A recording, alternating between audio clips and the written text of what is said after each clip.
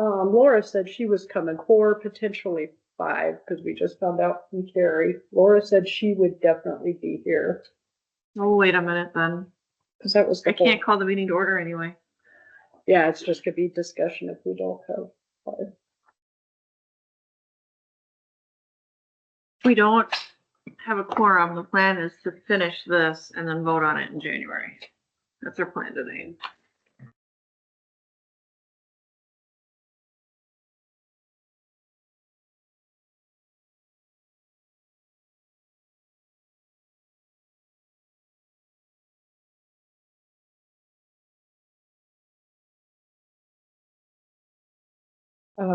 And Megan does have a little presentation on eviction data. Okay. So if we make sure we have a five. Okay. So she doesn't miss that opportunity. We didn't get housing permit data done in time due to access issues, but we should have that also next month. And just so you guys are aware, we're gonna start pulling foreclosure data also, so we can watch trends in foreclosures. So I've got housing data on my computer right now, Ryan sent me earlier, I'm collecting housing data on stars. So I'm gonna grab them. Okay.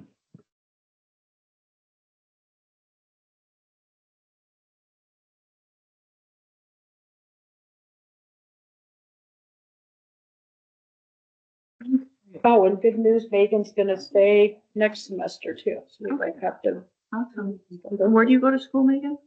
You do go to Elkhart. What's your major? Theology.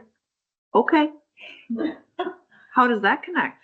The GIS that I take for my major. Got it. It's, So information and data. Got it. Okay. I'm like, yeah, it's a little disconnected, but all I right. still enjoy this. We share it as more of a GIS data analysis. It's more to do that horrible stuff that takes a lot of time that I just can't get to. Like eviction records, you have to go in and look at everyone. It'll be the same with foreclosures.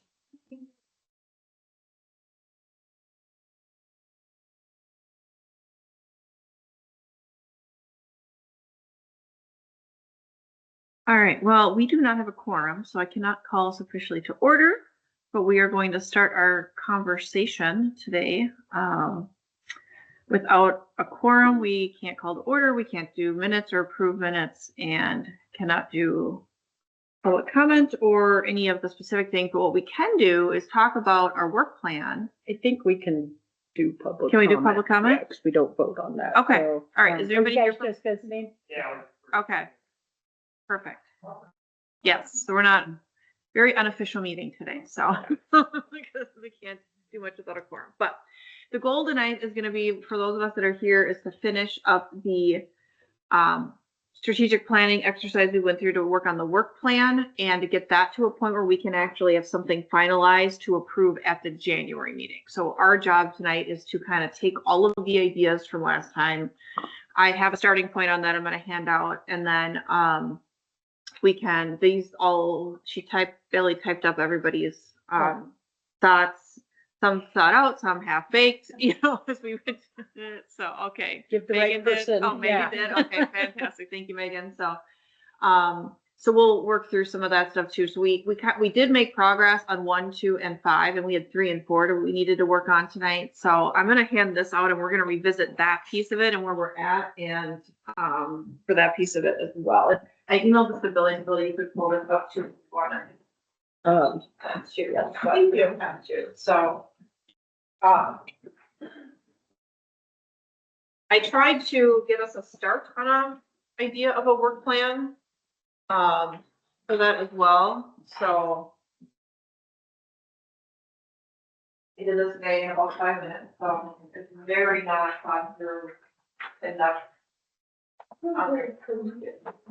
Well, it's very collegiate, like, I haven't had a syllabus in years. It's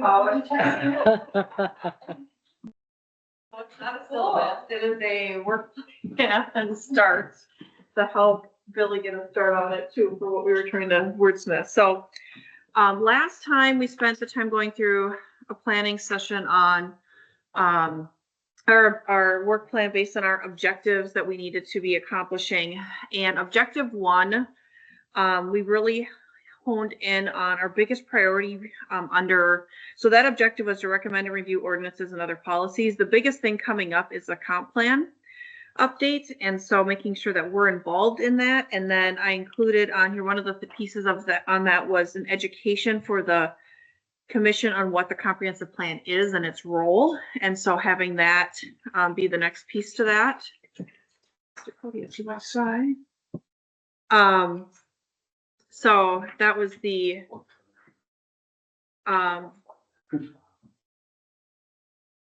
so that was kind of the big thing off of 1. There was other future ideas, like there was a lot of stuff on that list, and Billy got all of these on so you can actually look through all of the different ideas, and I tried to get them all try to go through this. It was in the packet and stuff they hand out, and kind of the other ones that kind of jumped out when we were discussing for future things to look at is to review and make recommendations to council on affordable housing priorities in the capital improvement plan, to create affordable housing goals to include at the work plan in 2027. I see a typo on there. And then to advocate for Hawk to play a bigger role, city council and affordable housing discussion. So those were the items that I had pulled out from that long list up there. Does this sound good for this one? Is there anybody, I know Laura, you weren't at the last meeting, but for those that were here, is there anything else you can remember that really stood out in 1, or as you're looking at the objectives, or if there's anything else that's come up now since the last meeting, or new idea, something new that we want to make sure to address under objective 1? Is affordable housing meaning both rental and ownership? Everything. Okay. Yeah, it's not defined anything specific. It's just in general.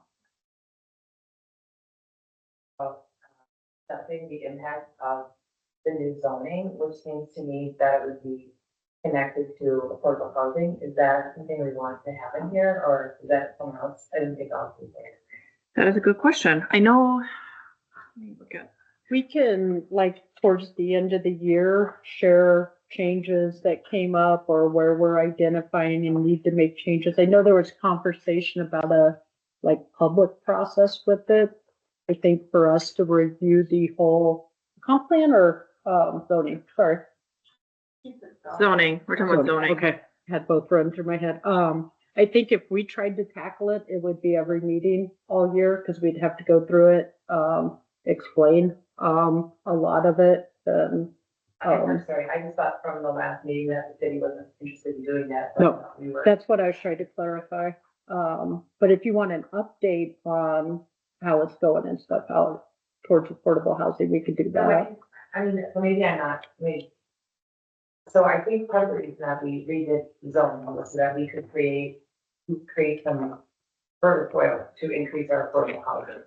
And so I think that the advocate, I think that folks were advocating that we have a way to measure that goal. And then I thought, I heard that the city doesn't do that. So then I thought the request was then maybe that Hawk to do something like that. I don't know if we can take that on, but I didn't want to ignore that. I thought it was smart because we put policy forward to do something. We should measure its impactfulness and then fix it if it's not going on. I think what we can do is listen and be an advocate when we know of things in the code or hear about things in the code that may be a challenge, which would come probably more from our development community to some extent, or from if we hear from others that are working within the code. That's something I think we could do, but I think doing an analysis of it would be a challenge for this group to tackle. Yeah, the latter part or the public comment part, that would be tough, what they were proposing. But like today, I just learned about one specific situation today that's going to impact an opportunity for a small project to do a more affordable purchased homes on small lots. There was a small infill piece of property that's been held onto for 4 years, waiting for the zoning code to come through to be able to do smaller lot sizes. But the new zoning code requires a through street on that piece of property instead of a cul-de-sac. Well, with a cul-de-sac, which is what's already there, it works out to be able to, they would have been able to put on houses that would be about 300 to 325,000 purchased, which is a big deal to even get to that price point for a new purchased house. But doing a through street, because of the cost of the infrastructure in the street has doubled, that even if the land was free to put in a through street, he loses $250,000. If you can So- send those to us, not saying that we can necessarily change it, but No, it'll yeah, help us create a log to see. Yeah, that was one I literally just learned about today because it was brought up in another meeting I was at this afternoon from one of our developers. So I thought that was an interesting point of that sometimes the intention and the understanding of why they don't want cul-de-sacs makes sense, but it has other impacts then too. So I was just gonna say, I do think over the next year, especially with Christina being on the board, things are gonna come up, you know, because if anything big does come up, they'll bring Christina. You know, you'll know everything that's right or wrong. I'm not saying it's not, maybe not a bad idea to have something, just even one meeting to talk about, like a year from now, or you know, this summer or something, just check. And then the other, I could recommend the ordinance policy to ensure available housing, but sorry, it is available on thing. that's okay. I'm with you. Availability of affordable housing. Do we have a net count of like, when we talk about affordable housing, like where are we at? Do we have? We're working on it. Some of it might be hard to get, because like Section 8, we can find out how many vouchers we have and how many are in use, not necessarily where good places to use. We pulled up a HUD map today that, I don't know if we have LIHTC projects from 10, 15 years ago that we're not aware of, but it showed some projects that were LIHTC, and I'm like, oh. So we're trying to find out what is still active, and stuff like that. So we're working, on all that. There's- We're gonna measure anything, we have to start. Yep. There's no database for any of this. There's no Yeah. recording of any of this, so you'd have to find out who the owner is, then they'd have to be willing to give you the information, because there's no requirements that they share any of it. So it's hard to compile because we don't have any metrics that tracks that, other than what might be under housing, what's working through housing authority programs, or as those that enter the vouching programs. The getting data is hard to compile. Either doesn't even have anything, like other. For rents, and stuff like that, if they're private properties, they're not gonna share. We can like, Well, likely if you're a private property, you're probably not gonna be, I mean, you're gonna probably market rate. I'm just talking about the things that are supposed to be, that we know are supposed to be affordable, 60% or less. Yeah. If Laura owns a house, I'm not gonna assume she's gonna rent that for the low market rate. Right, but there are some out there. Right. Yeah. but when, like, I just did an RTA today, and so it has like the year it was built, the address, and the person that we're trying to voucher into it. Doesn't that say that it's affordable housing? With the voucher, correct me if I'm wrong, it doesn't it's not necessarily the house, it's the person, so they could, take the voucher and then a year from now decide they don't, if that person moves, don't want to participate in the voucher program. That makes the Section 8, stuff really hard because it's more person-based, not unit-based. Okay. Did I say that right? You'll get some landlords that might take one because they have an opening, they haven't been able to fill it. So you know what, Yep. we'll rent it at voucher, which is well below market. But as soon as they have an opportunity to rent it at market rate, they won't be doing the vouchers. So yeah, it's hard to do. And WIDA has some of that data, you know, the approvals of the projects, but we don't know if they've changed hands. We don't know where they're currently be at. Because once their contract is approved, like their rental increases are based on what's allowed by HUD. We don't know if they made increases annually, you know, based on what's allowed by inflation, or if they skip years or anything like that. So it's not a very good. Yeah, it's hard. I own one in the cross, that's like there. Yeah, we're gonna, try to, They contact us all the time, so I would think they would have all that data. yeah, we'll work with them. I sent them an email, today to try to understand the, LIHTC, if there are some other ones out there we might not be aware of. So we'll work, and we want to try to find more current data, because I just updated, the presentation I did, not long after I started. And it's all census data, which is usually like 2 years behind, kind of getting off topic. So we want to try to make our data more locally, to where it's more real time and more, so we're gonna dig in to try and find different databases, for that info where we can. Being we're at quorum, I suggest going ahead and opening the. Nope. meeting up. No, we're not. We're at, Two, we're not at 5? we have to have 6. We need a 6 Oh, quorum. 6. We have Oh, 11. Oh, that's right. Never mind. Yep. Yeah, I knew we wouldn't be a quorum. With Carrie not being able to be Are here. you meeting? Well, yeah, say, like, I said, our goal tonight is to finalize all this, and then we'll approve it when we have quorum in January, so so we can at least get some work done. So, but without, I just found out when I got here that Carrie wasn't gonna be here, and that tipped us over for not having a quorum, so. Okay, so, but looking back then, so at objective 1, the priority strategy would be the comp plan, education on what comp plan is, and then we could also add something in there about just touching base on, or keeping a pulse on the zoning code and advocating accordingly, if things are brought forth to this group that are asked to be addressed. That is something that we could do and advocate accordingly. Is the other future items is kind of where we were talking on some of these other things. Is there anything on there that out of this discussion that we really feel strongly about clarifying or changing, or leave it as future items to be looked at? But like for the 26 work plan, it would be the comp plan and staying on top of zoning. Do you think that advocate a bigger role in city council and part of housing is worth pushing out? The reason I say that is because I think we got something, an email about what our role was.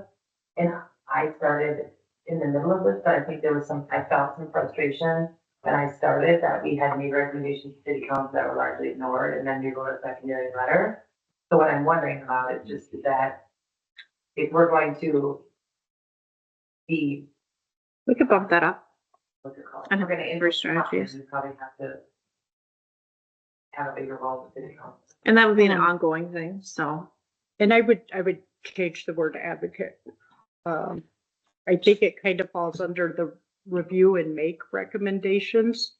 Well, I think it was more to that we tried to advocate that they utilize us with relating to anything related to affordable housing, because they don't always include us when they discuss affordable housing. So I think it was like, how do we get council to recognize our role as a commission? I think the way we talked about it over the summer though was perhaps not asking if we can go to the party, but just showing up all the time.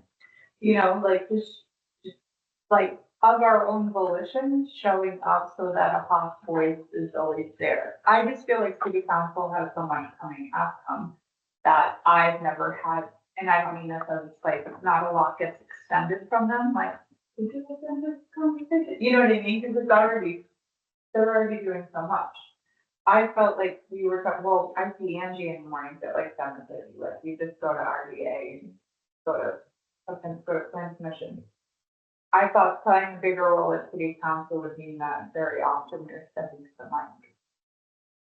So we can only do that if as a whole, if the commission were to vote and approve on a specific message that we're going to council with, but individually, like, we can't just show up to a meeting and speak on behalf of Hawk.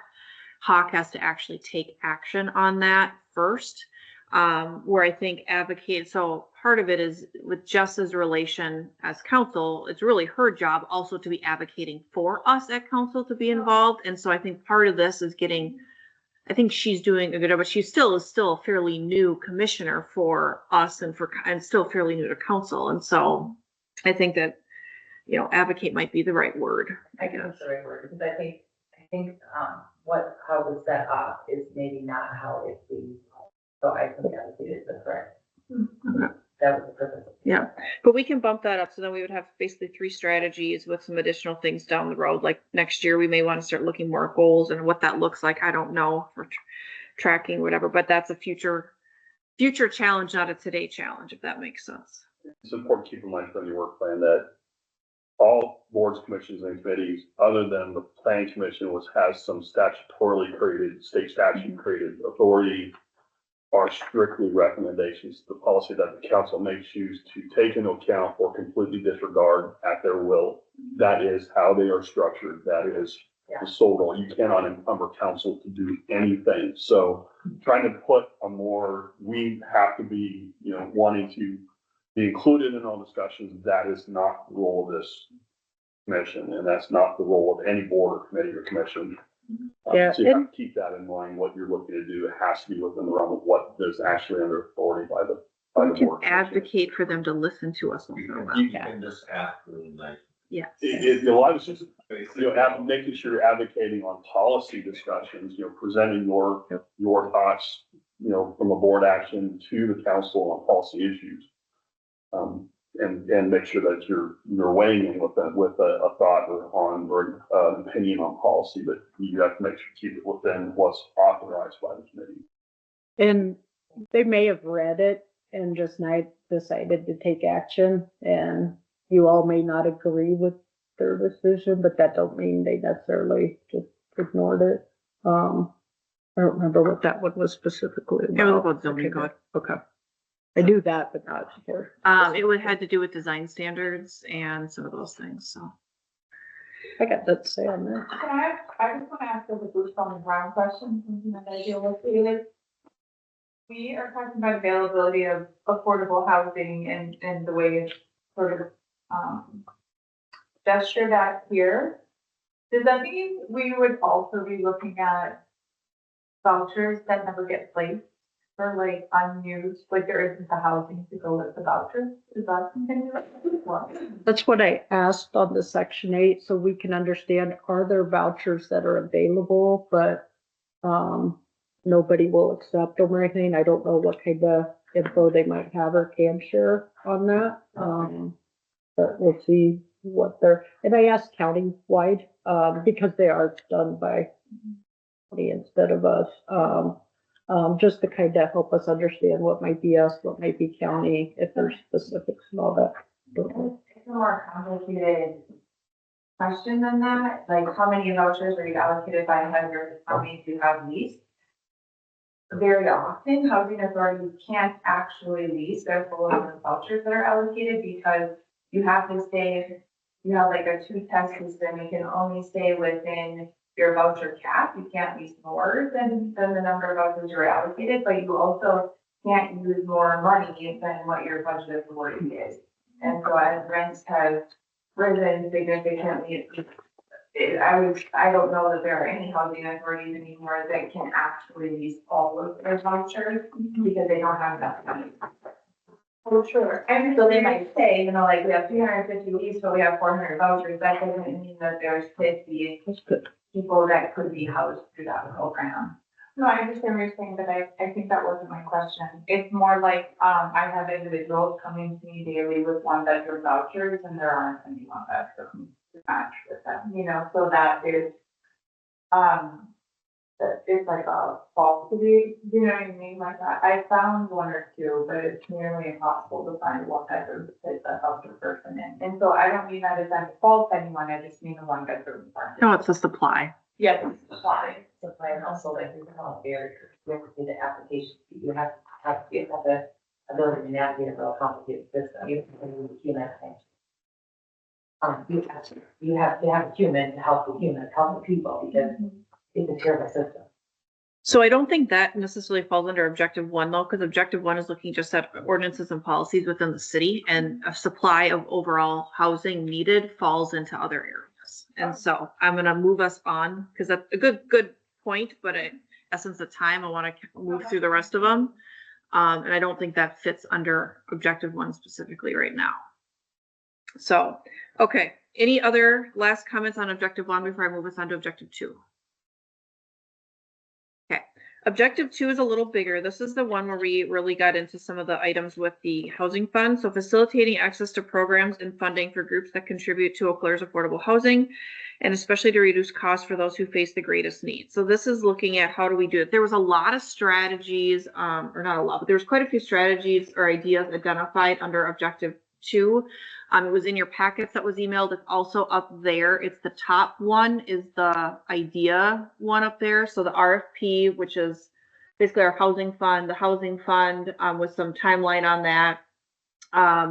The ones we talked about, the asterisk ones, are the ones that came up last time in our discussion to fine tune as to things. So we got to think about, there's a lot of big picture things, but we have to hone in on what can we realistically do in a year, and what can we realistically look at as a future problem, and what are little pieces that we can bite off and tackle. So we have the housing fund we're working on. So the first strategy I wrote out, and probably needs to be wordsmithed a little bit, was to promote the housing fund with community outreach in the first quarter, which is what we talked about last time. Receive applications in quarter 2, then review and approve the use of the housing fund that we have available. So like taking that pot of money, going through that process that we're going to do it and allocate that. If we have a set dollar amount, we can add that in here potentially too. But that would be the first strategy that we talked about. There was some information on that.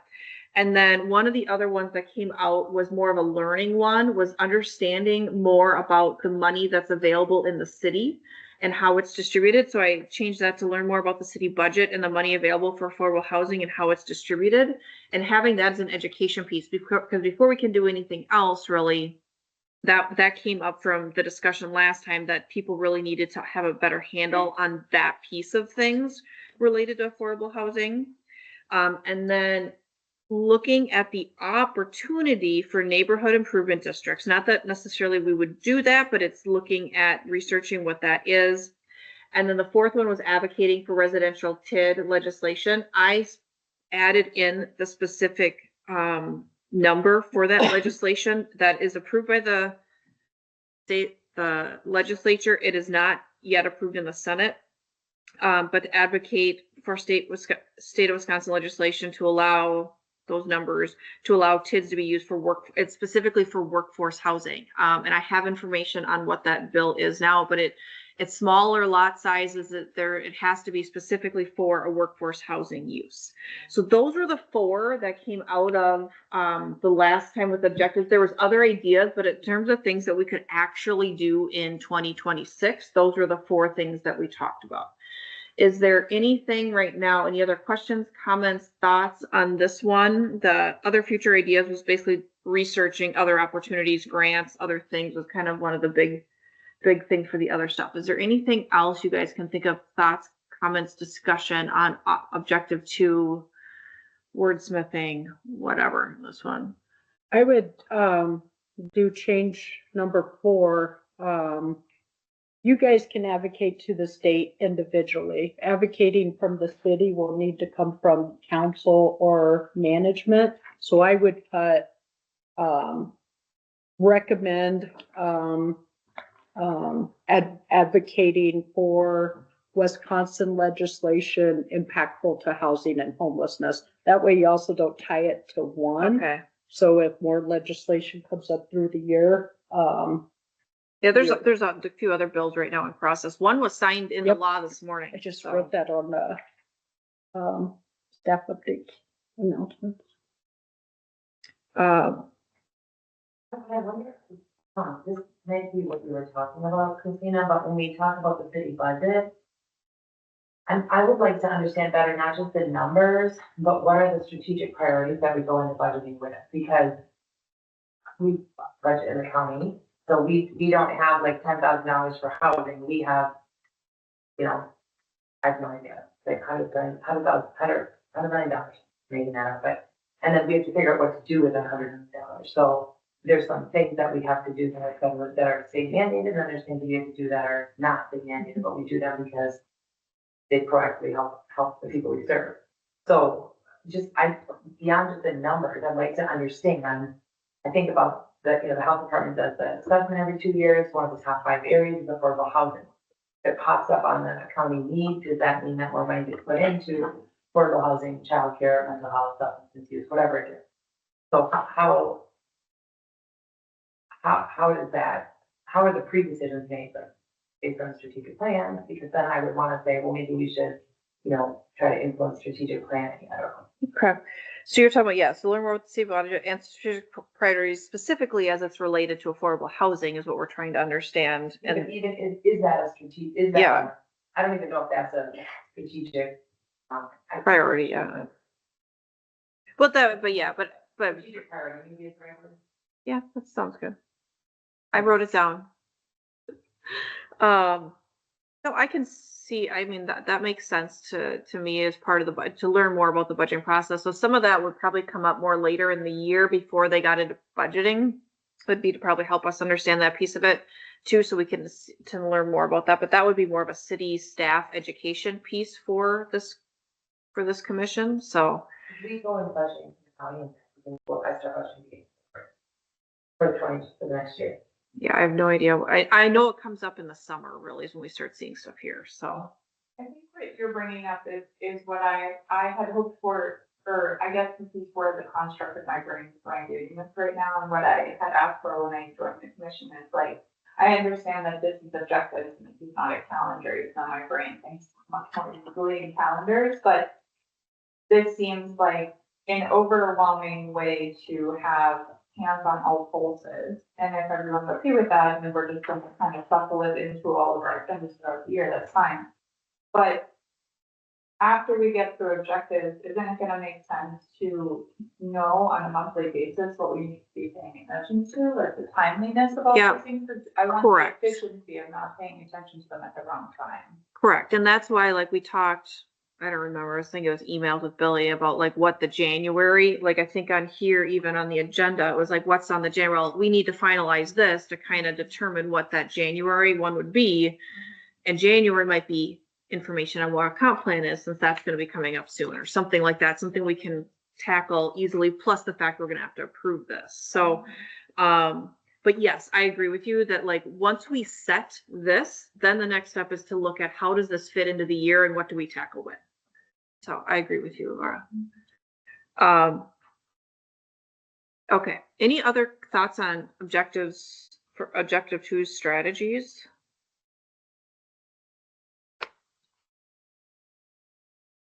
I'm gonna come back to 3 and 4 because those are the ones we had discussion on. We're gonna do 5 and cross 5 off the list.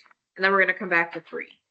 So 5 was hold a regional meeting of industry and community stakeholders to share the commission's progress and direction. And Laura, we decided last time we didn't want to do that anymore.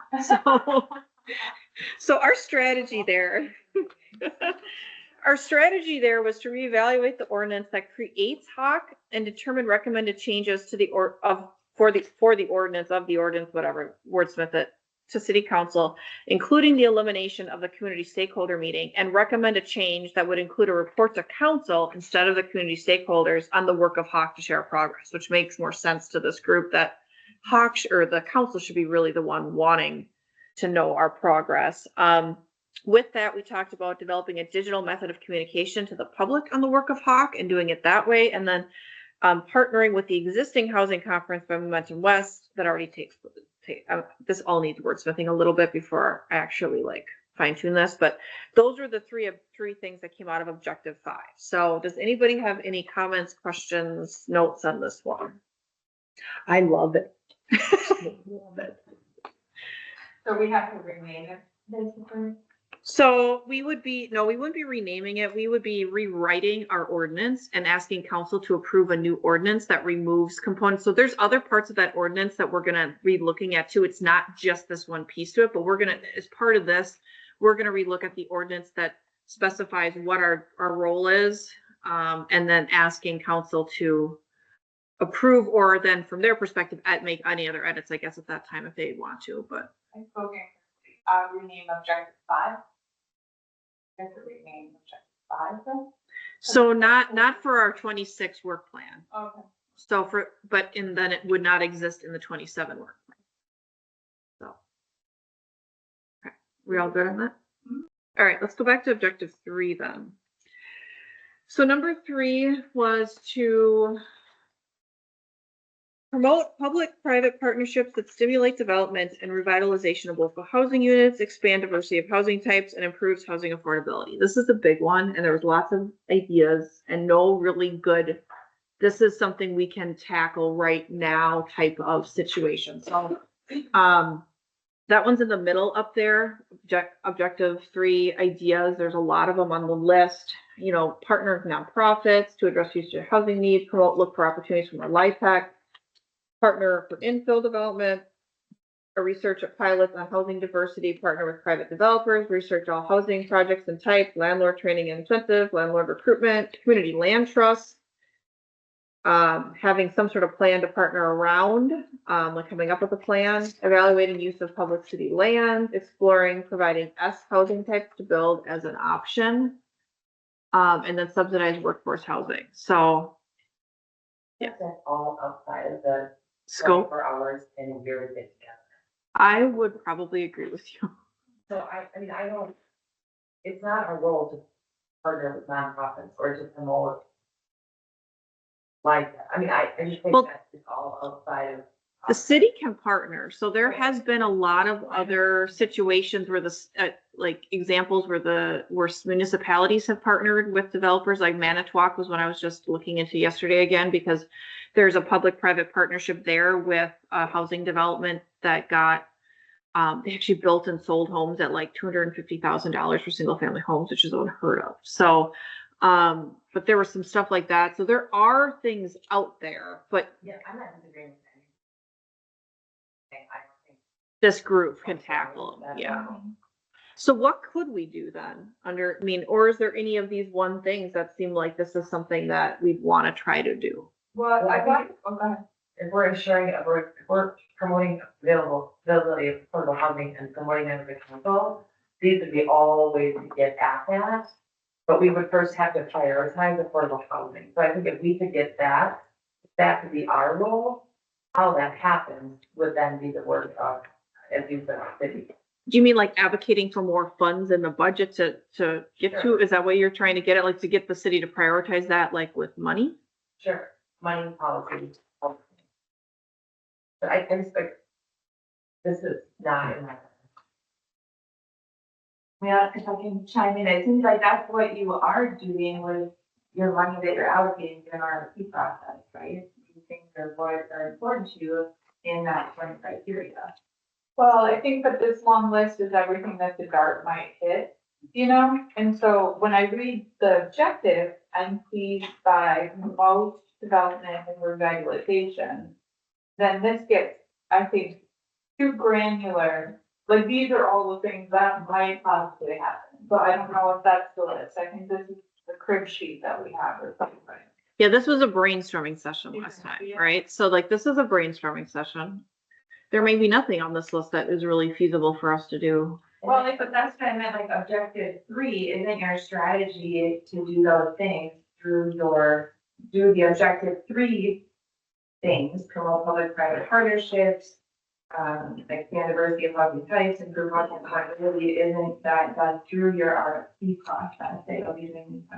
I think it's reflective of that, but I think if we have a little tiny bit of money, I mean, like it might go to two fixing two duplexes. So yes, is the answer to your question, but it's not anywhere near on the scale that needs to happen. Without being too milquetoast, isn't it possible to take all these ideas and describe what 3 values they hold that are development and revitalization? But think about it in terms of what are we actually going to do? So think of like, what are we going to do in 26? So this is all very broad. We need to funnel it into like what can actually be accomplished. You know what I mean? Like, what are we don't do anything ourselves, no offense, we do a lot. But everything we do is sort of touching on what other people are doing, you know what I mean? And so I feel confused about being so explicit about. And then I don't wanna say we're doing that. We can advocate and Yeah. promote public-private partnerships, but I don't think we can actually, that takes some time. Christina, are you saying like this should be relevant to like what's happening in the now. For example, I don't think I see it here, but like there's a thing happening right now, right, where more students need to be on campus, so more adequate housing is being vacated, and so maybe it's available for rehabilitation. You know, is that what you're saying? So it's like. So yeah, if there's, yeah, it can, yeah, that wasn't something that was brought up. I know, I was in Menominee last night for, they have an ad hoc city council meeting, just like this group, but it's just like a task force that's meeting for a short period of time to try to come up with solutions. The same types of things we're talking about here. And that's one of their big things too. A lot of the student rentals are being converted to family homes because they don't have as many students staying in them. So that is a, you know, with the university here, if that's happening here as well, that's definitely something that could be looked at. And how do we get involved with that? I don't have the answers to this, but the objective is to promote public-private partnerships. So It would first have to be a priority though. well, there, like, we have 5, these are the 5 key, these 5 objectives are the 5 things in the current ordinance that we're responsible for doing.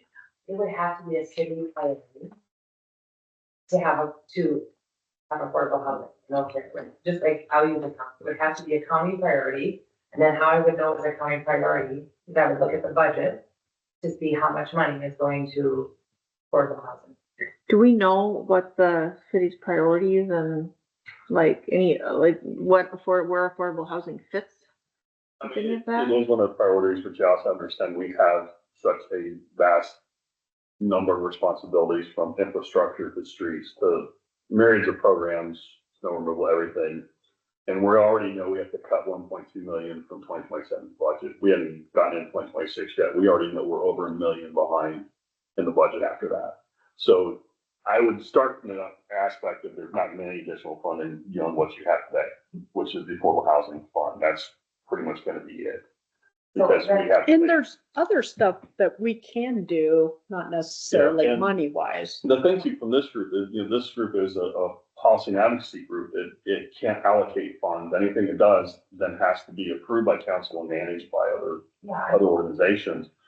But I think there's a few things here that fall very well with what this group could do, like landlord recruitment, helping identify landlords who are willing to take vouchers, help the organizations who are trying to place vouchers. And is there an opportunity to help identify potential partners that nobody's talked to that could be a source for housing for those housing types and projects was listed on here, researching those, and add within that who's building those and where, and how do you bring those builders to the community, or how do you find our local builders who can adopt another housing type or implement an effective program, connecting folks together, designs with builders. Those are things that don't require funding, but are an advocacy can develop information and help advocate for those things. So from the previous work plan, what it had was stimulate the development of affordable housing, the revitalization of existing affordable housing, expand the diversity housing, improve affordability.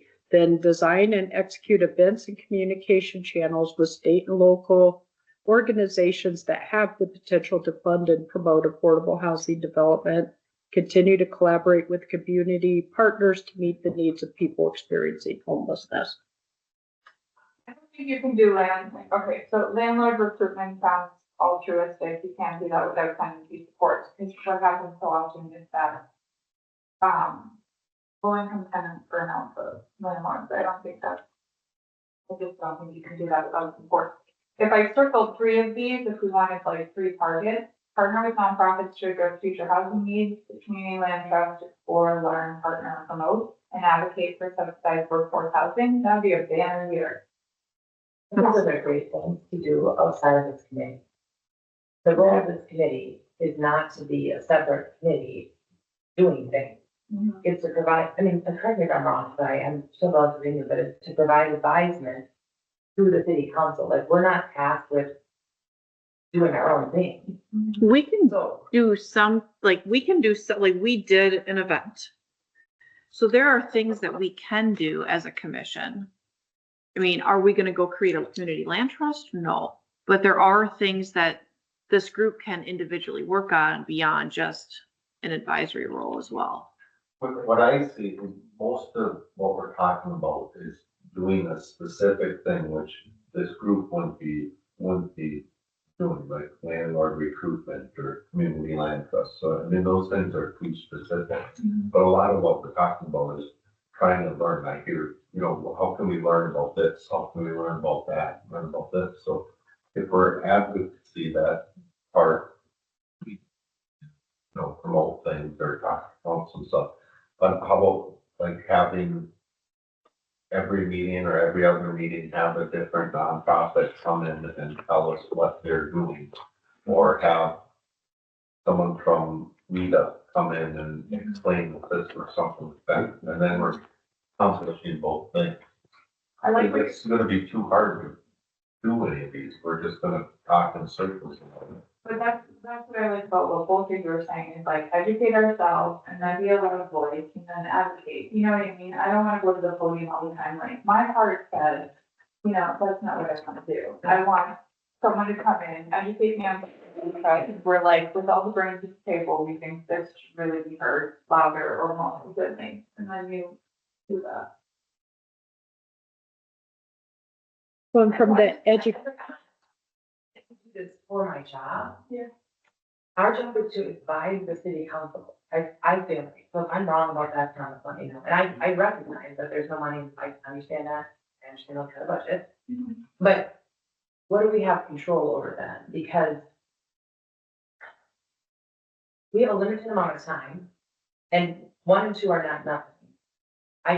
We promote public and private partnerships. What we're doing, if we don't have any funding, is promoting private and private partnerships. So I'm not saying that all of the things shouldn't happen, but I just, like, what's the scope of our work on this committee? And then what is the best use of our time? So, I mean, it's spectacular learning. I have a problem with that. I like to learn a lot. But how does that help me be a better member of this committee? Who would help me in my job? But how does it help me better? I mean, I think I'm doing a really crappy job. Being able to advocate for it, I mean, maybe that's what I'm saying, both of them, a lot of the things are advocate, but not. It's really hard to just say one single thing to advocate for it without knowing, like. But if community land trust, if that'd we be know- great, but we don't know enough about it to advocate for it. Yeah, So And, it's kind of- and that's not something the city would take on. it seems like Yeah. the city. And that was just an example, any one of these, Yeah. How are we gonna do any of them? really? But if we, Well, We don't need to advocate for it, because, I mean, we can advocate for it, but if the city's not gonna take it on, we don't need to advocate for it, Yeah, like that. no.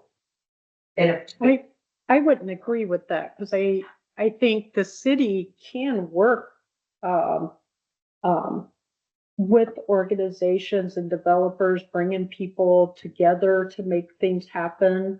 So I think there's ways city can be involved in many ways. And I think the educational standpoint could help you guys direct us on, hey, we really want to see this pursued more in the community, like a land trust, can you give some more information on how that might happen and how, maybe what I who should we ask- could work with and, maybe understanding what the city can lean into, so that we understand what is possible. So maybe getting knowledge of what the city can do.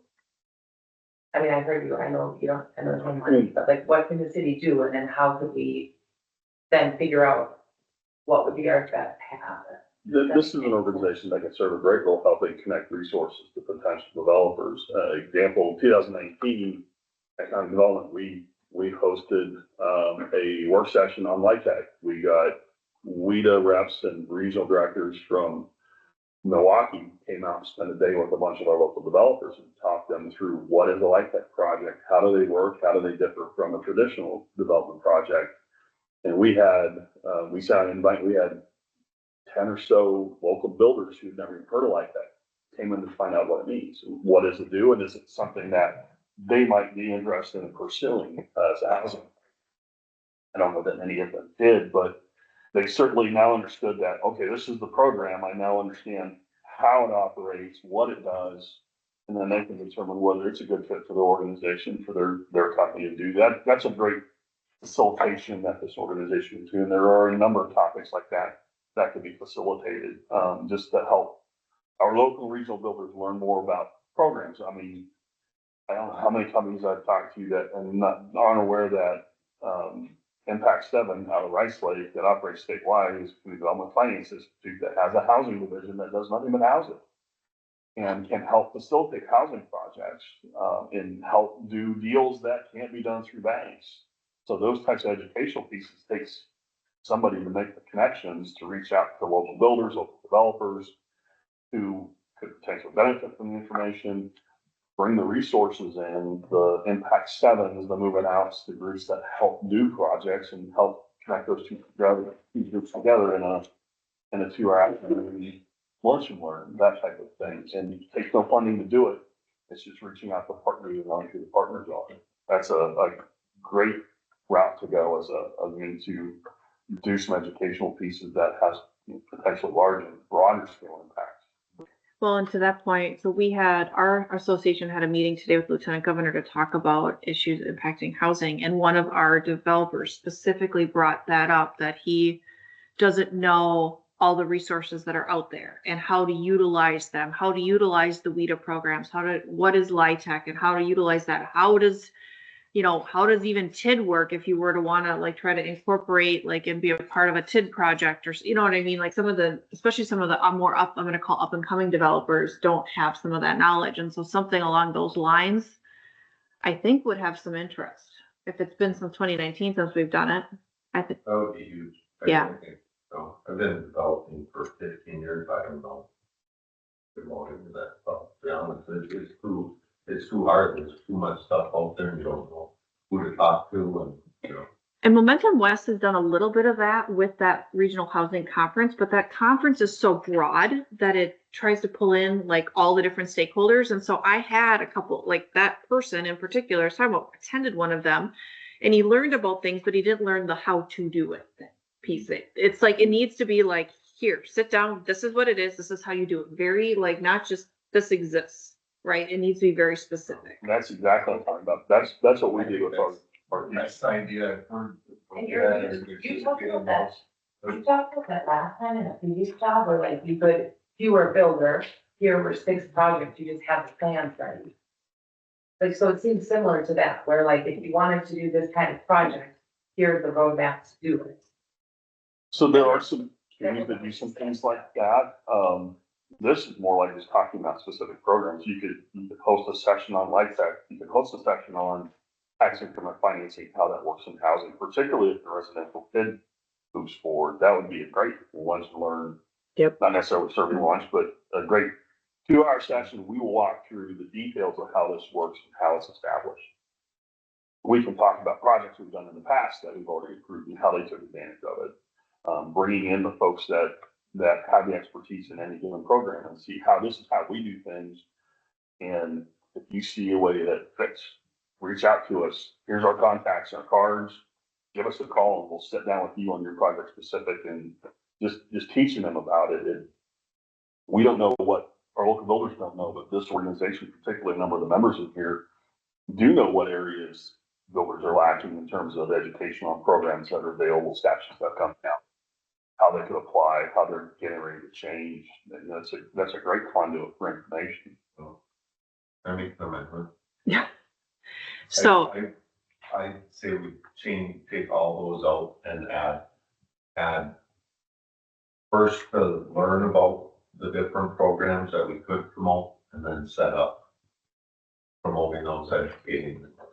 I can say, I think this would be more impactful than anything else I've heard. Because it would get things going. And more people to know about what's out there. And if you even get one more developer or builder that hasn't done one of these to do something, it's moving the needle. When we do the 2-hour session, though, I don't think we should hand out business cards. I think we should let them not leave their home. I mean, that is the smart thing. But you'd have to have a funding staff, because the only way to make anything happen is a funding staff, so you'd have to be able to say, here's the puzzle piece, we need this, and this, and this. Yeah, but wouldn't that be auxiliary instead of like an 8 hour day? And like, I That's know it sounds, ridiculous. I know it sounds like dreamy, but like. No, it's that's not like- dreamy.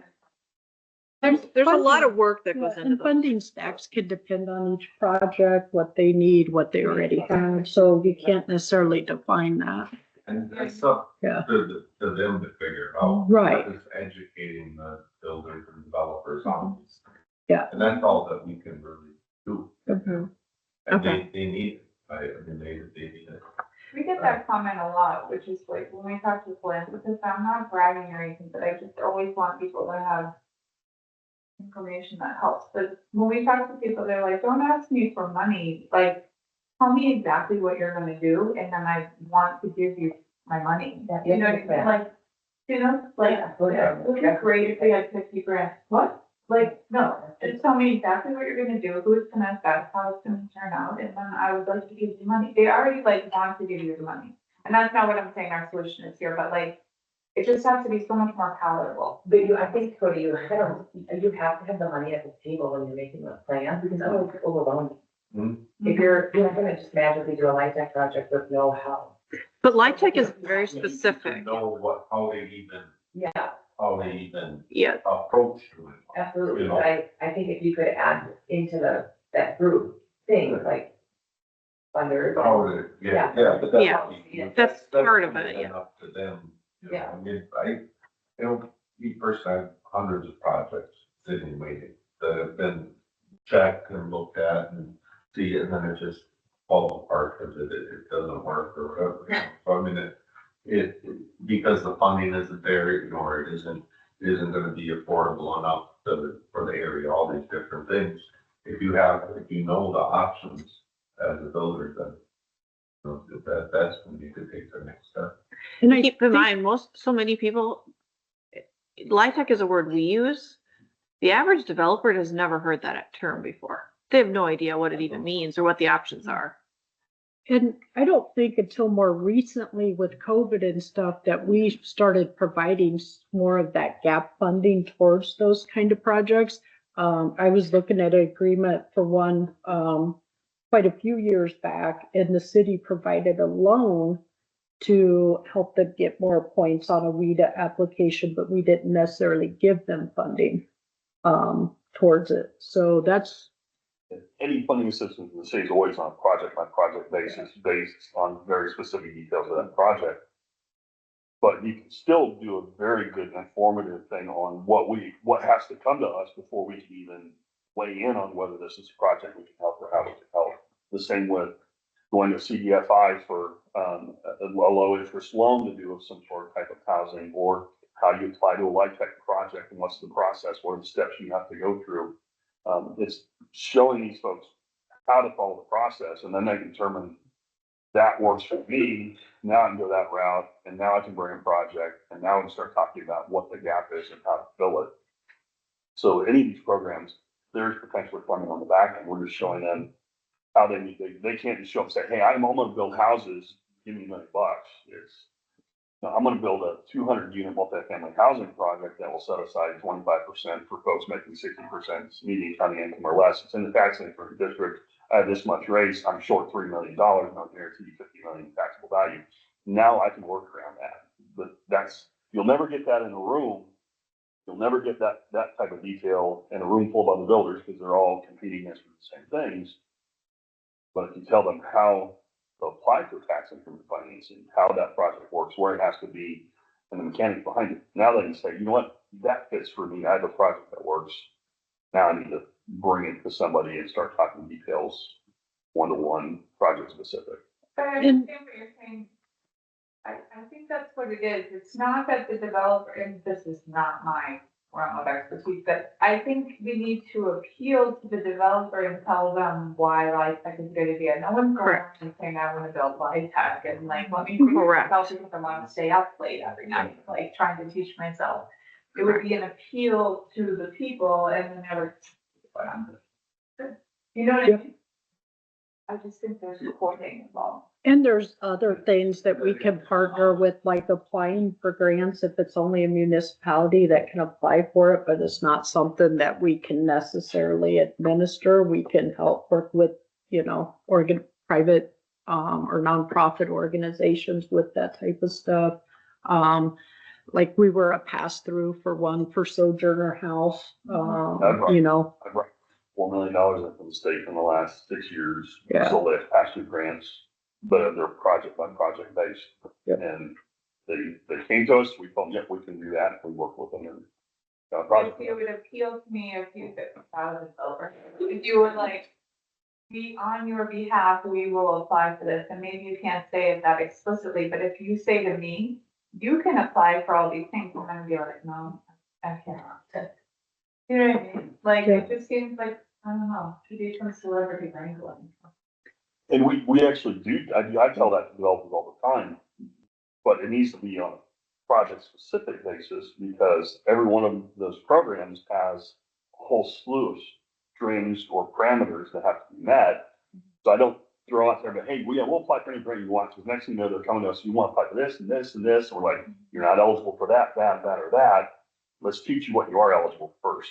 And then you determine if you have a project that fits that. But can't you tell them what gap they're filling? Like, can't you put designs on the gap, the need that we're trying to meet, and then it appeals to the developer? Because I don't think the developer, like, one time I said in my office, why don't we just build a building with 101 bedrooms? And all my coworkers were like, no, that's a horrible idea. I was like, okay. So you don't want a bunch of horrible ideas, you know what I mean? Like, I would be so satisfied as the person developing, if you just told me the need that needs to be met. You know what I mean? And I think when we get into the data portion, some of that'll be answered, but also, like LIHTC, that could have a very different answer than some grant that's out there. And a lot of times with, grants, because I send them on if I see them, I've sent them Home for Good, Sober Living, CC We Adapt. I see it and I'm like, this sounds like something that could be useful for you, but I don't know your program. So I don't know, but if they came back and they were like, hey, this does fit, but I'm not sure I understand everything, then we can work together to try and help figure it out. But usually I said that because I can't make that first determination of, is this something that works within your guys' program? Okay, so what Cody said was scratch the whole thing, right? Yeah, so what I have down is that we need to educate ourselves on this commission on programs that would be beneficial to promote to developers, and then to look at what are the specific programs that we want to promote, do some education to developers to market these programs, and then to market the program and the education around all of that. It's not wordsmith, but you get the idea of what I'm talking about. So like we need to do like an education we need to create some sort of education, whether it's in person or Zoom type meetings, Teams meetings, on specific programs. And then, but we need to market why they should care about it. But we also need to understand this ourselves too, before we even get to that point. So that is everything I have under objective 3 right now. And I think that is enough to tackle. So let's keep this list somewhere. Yep. We'll keep it. Okay. We're going to move on to objective 4, which is the last one we need to look at for our work plan, which is to review civic strategies that increase home ownership opportunities. So what we just talked about kind of fits under here too, a little bit to some extent, depending on what the programs are. But the top ones that kind of jumped out that we talked about last time in asterisk were the researching co-op models for ownership and different models of ownership, and education around what affordable housing is to help address NIMBY. We also talked about researching programs to help with down payment assistance, and building credit gap loans, so like homeowner, like public education, reasonable foreclosure prevention, students into the trades, poverty simulation, ALICE data, what young people want, elderly as well. So those were all the like brainstorming ideas that came up. But the top 2 that I put in italics were that we had asterisked as potential ideas, was the researching co-op and education around affordable housing. But this kind of goes back to some of that same discussion we were just having about what, review civic strategies that increase home ownership opportunities. Some of the programs out there are Life Tech is more targeted to rental, but some of them, like some of the WIDA programs and stuff are targeted to home ownership as well. So, if TID comes through, that's targeted to home ownership. So that's some of the stuff that, if there are other ideas, thoughts, something out of the list from last time that sticks out that we want to work on. Just allow me to share my feelings with you. So civic strategies that increase home ownership opportunities. I have an existential crisis at times when locally we're trying to solve a problem that nationally is not solvable. You know what I mean? So like, I just feel a little afraid. Like home ownership is out of reach for so many already. Like, what are we gonna do about it? General plan, affordable housing. Do what? General plan, affordable housing. Yeah. I just wanted to put that out there, not that we shouldn't go down this road, but Well, I think there's things we can look at, like I saw something today in, was it San Antonio, San Angelo, somewhere in Texas that starts with the San. They were building units, 1-bedroom homes, stick-built homes that were selling for $150 to $175. And I'm like, how? They don't need the insulation you need up here. And those are things, as we research it, And their labor. So cheap. Because Yep. you have immigrant but labor. those things are, we can look at and see what the difference would be here, and are they things feasible? Because I think there's a lot of ideas. I saw a video of somebody building, I don't know, it was like courthouse or something. There's info out there about 3D printed houses being economical. 24 hours. Right, but this is information that we're gonna be researching it anyhow, that we can bring to you guys to help, and you guys can help us. And as we get more stakeholders on, like we'll have somebody, who has knowledge in real estate starting, hopefully in January, they can help educate us on, is this feasible? Is this not? Making sure we have a developer to replace, Cody in April, because Cody provides a lot of great feedback. So as we start getting back to more of a stakeholder mission, I think working on things like that. So like when you guys are like, oh, well, you're gonna have this, and this cost, and those might not be things we're necessarily aware of, but we can bring them and learn and discuss them together. We're not gonna go in and buy an affordable housing for everyone. But I think the whole point is to bring people together that can Yep. collaborate and educate each other or bring other people into. And we have some, and we have some developers that want to try different ideas and stuff. So, us doing some research and helping kind of get some of these ideas together could help springboard them into trying them more, instead of trying to start from their own. I think this group, with the experience in this group and the folks who are involved in this group, could also help temper policy when you hear focus from what the council wants to do. We've heard several council members say, we want to see ownership opportunities for folks making 40% county median income. That's impossible. That is impossible. There's just no way to hit that.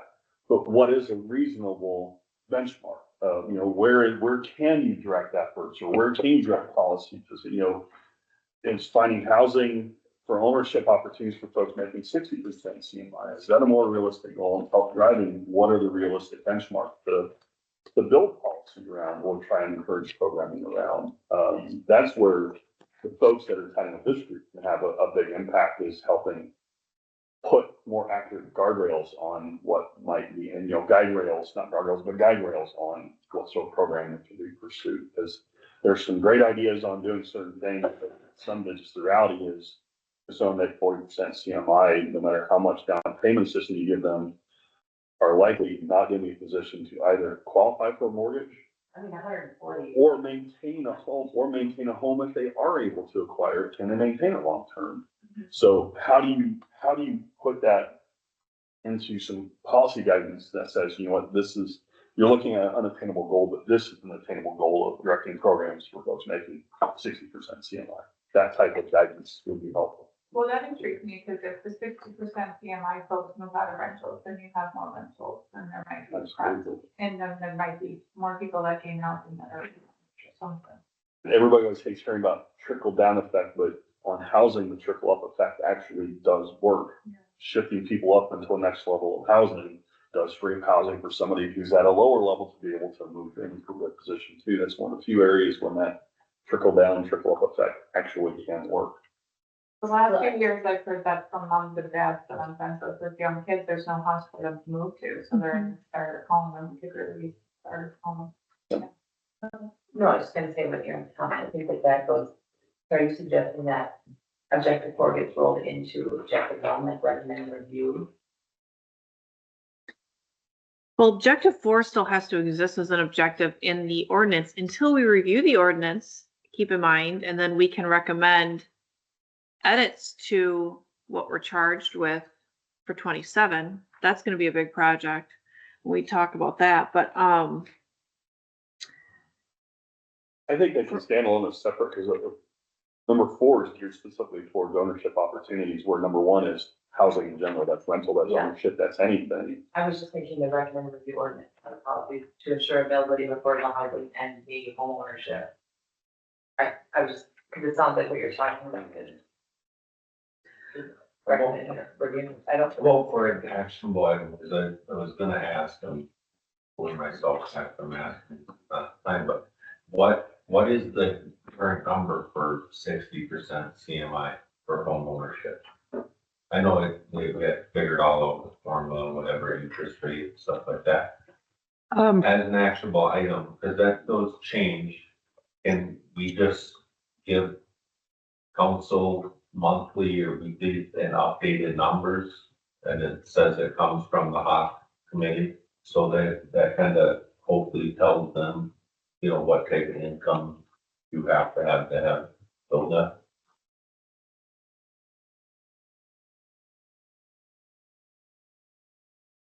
We can certainly do this type of calculation. We can get fairly specific. When we were doing some of the senior staff were doing a presentation with legislators, was sometime last year. From City Altoona was there. So I just did it as a real simple presentation. I took median county income, 100% median county income, the 30% expenditure as expenditures on housing, broke that down into what that figures out to a mortgage based on interest rates and going rate at that point in time. And that referenced $1,700 a month spent on your mortgage.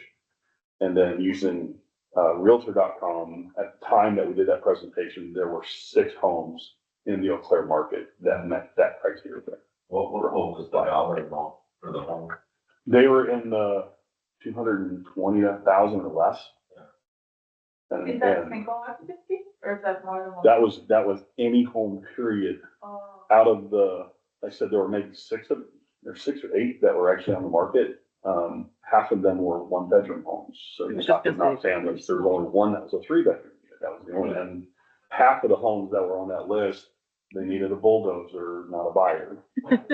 So- Home ownership is for folks that are making 100% of median income plus, but so. But it helps for folks who want to. On numbers, it goes, that's, I think, the best way to Well, talk about the affordability. I think that's why I allocated on there, when you think about the percentage of the county that.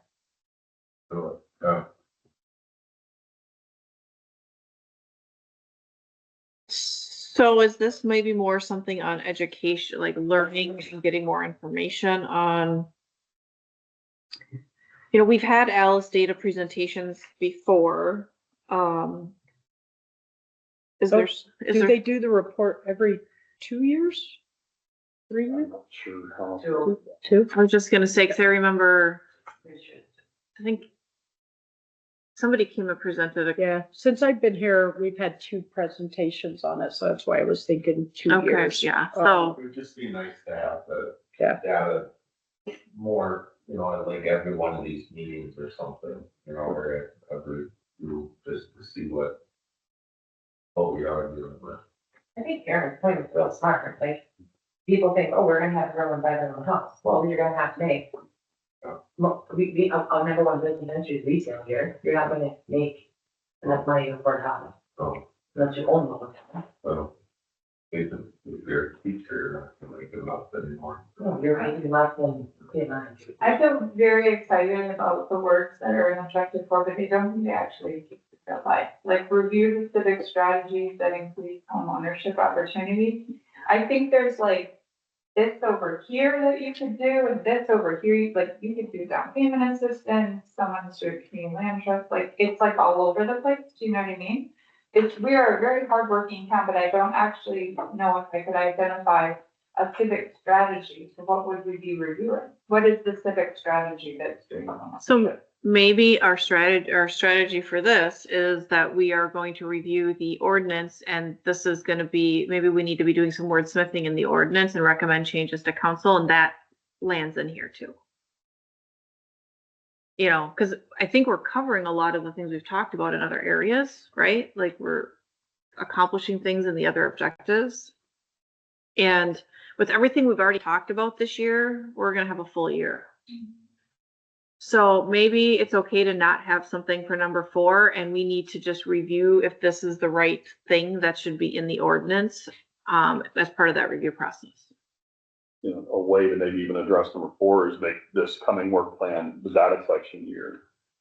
Billy's doing that, Kendall and our team's doing that, collecting data on what are young buyers wanting. You know, we're getting out talking to every realtor in town and depending on which realtor you talk, how long or how little they've been in the market, every one of them has a different opinion on what their clients are wanting. So we pull all, and some builders saying, this guy who's been in it for 20 years says, I need to build this, so I'm building this, where you got this person who was in it for 5 years said, none of my clients want that. Nobody's building what my clients want. So pulling that data together, pulling together different, information on different models of ownership.